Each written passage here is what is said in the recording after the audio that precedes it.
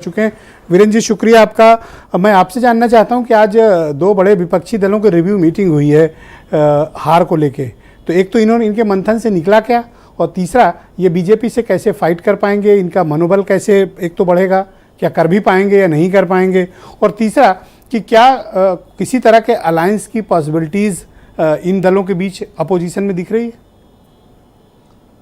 देखिए, ये जो समीक्षा बैठकें होती हैं, ये जो कमियां रह गई चुनाव में, किन वजहों से हारे, उन कारणों को ढूंढने के लिए होती हैं। लेकिन इन समीक्षा से और इस मंथन से जो रिजल्ट आता है उस पर ज़्यादातर पार्टियां अमल नहीं कर पाती, और अगर वो सुधार लागू कर लेती तो शायद बड़ा बदलाव आता है, लेकिन वो सुधार हो नहीं पाता और ये समीक्षाएं सब दिखावे तक सीमित रह जाती हैं। देखिए, समीक्षा आज इस बात की राजनीतिक दलों ने की कि कैसे संगठन को मजबूत बनाया जाए और बीजेपी से कैसे लोहा लिया जाए, टकराया जाए, बीजेपी से कैसे चुनाव लड़ा जाए।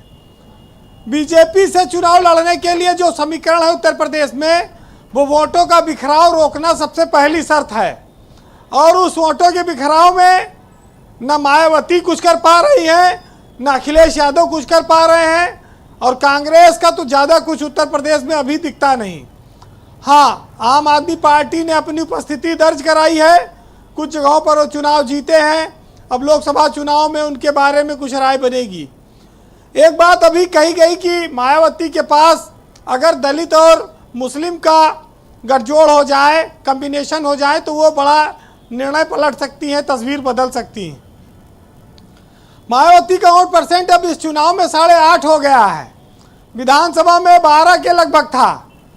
अगर आप दुगुना कर दें तो 24 हो जाएगा। 24 पर भी कितनी लोकसभा की सीटें जीत सकती हैं।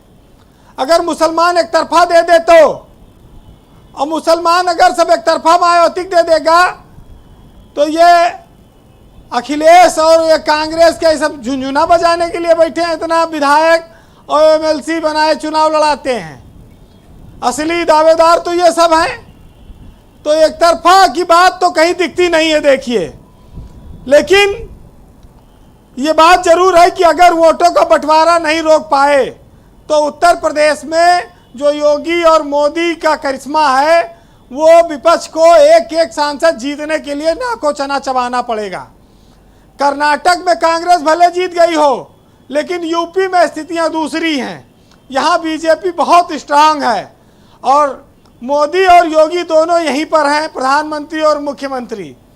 और ऐसे में बीजेपी के पास बहुत बड़ी फौज है, वोट बैंक है, इतना आसान नहीं है।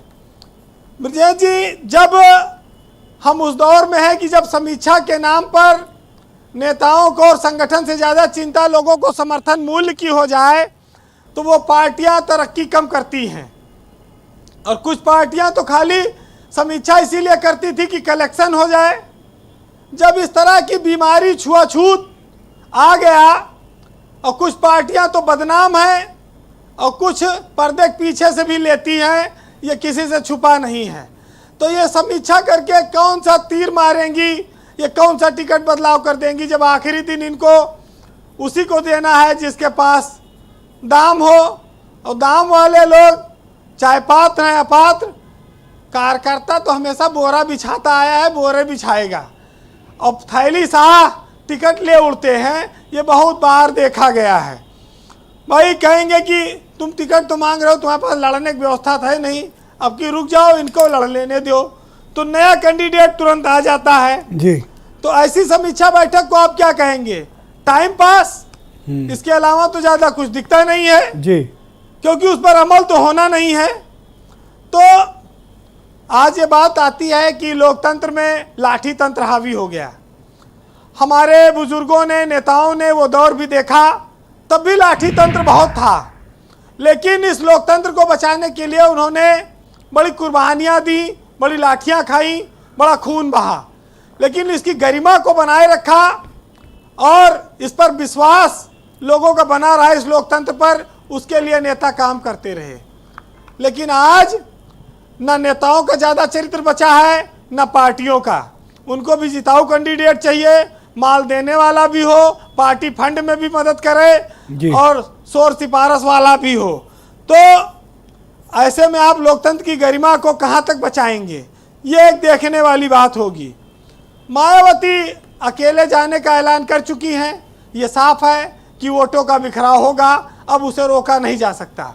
एक लाइन उन्होंने बोली, वोट हमारा और राज तुम्हारा, ये नहीं चलेगा। ये काफ़ी पुराना 90 के दशक का नारा है, जो बहुत पहले तो बड़ा हिट हुआ करता था और एक टाइम तो ये बड़ा अपीलिंग था। क्या ये दोबारा से काम कर पाएगा?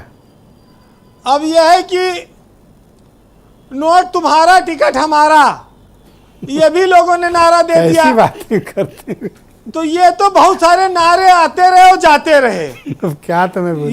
ये पार्टियों के लिए बड़ा असामान्य सी बात है जी। इन पर बहुत उम्मीद न करिए। लेकिन अभी भी बीजेपी के पास उत्तर प्रदेश में 75+ सीटें जीतने का अवसर है, क्योंकि उसके पास यहाँ करिश्माई लोग हैं, उनके पास मजबूत कैंडिडेट। जब कमल का फूल बटन दबाने अखबार लड़ रही हैं कि राजनाथ सिंह लड़ेंगे, वो कहते हैं कि वोट मोदी को देना है। तो जब ये इस तरह की बीजेपी की स्थिति बन गई है, इसको तोड़ना आसान नहीं है। विपक्ष के पास बड़े नेताओं का भी अभाव है। कांग्रेस इतनी बड़ी पार्टी है कि वो किसी गठबंधन उत्तर प्रदेश में करना नहीं चाहती। अखिलेश यादव उसके स्वाभाविक दोस्त बन सकते हैं, लेकिन अगर ये 20-25 सीट मांगेंगी तो शायद ये गठबंधन पता नहीं हो या ना हो। आपको क्या लगता है इनको कितना मिल जाए तो इनका सौदा पड़ सकता है? कांग्रेस के पास उत्तर प्रदेश में 10, 12, 15 सीट से ज्यादा लड़ने की स्थिति नहीं दिखती है, क्योंकि संगठन कमजोर है उनके पास। संगठन जब मजबूत करें तो बराबरी की बात करें, जैसे मायावती के साथ हुआ था अखिलेश का। अब मायावती आना नहीं है, बुआ बबू हम झगड़ा करा दिया बीजेपी ने, और वो कोई संभावना नहीं बची। अब कांग्रेस है और समाजवादी पार्टी बनता है, अगर कुछ करना चाहते हैं तो, नहीं तो सब जीरो लेके अपने घर में बैठेंगे।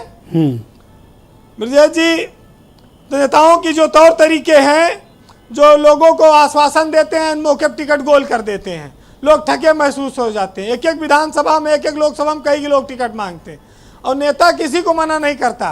तो सुनिएगा कि अब हम मकान में ताला लगाने वाले हैं और सुना है कि कुछ मेहमान आने वाले हैं, और तुम्हें कहाँ किसी की है परवाह, तुम्हारे वादे का क्या है भरोसा। जो पल की कही तो कल बना दोगे, और जो परसों का कहा तो साल कर दोगे।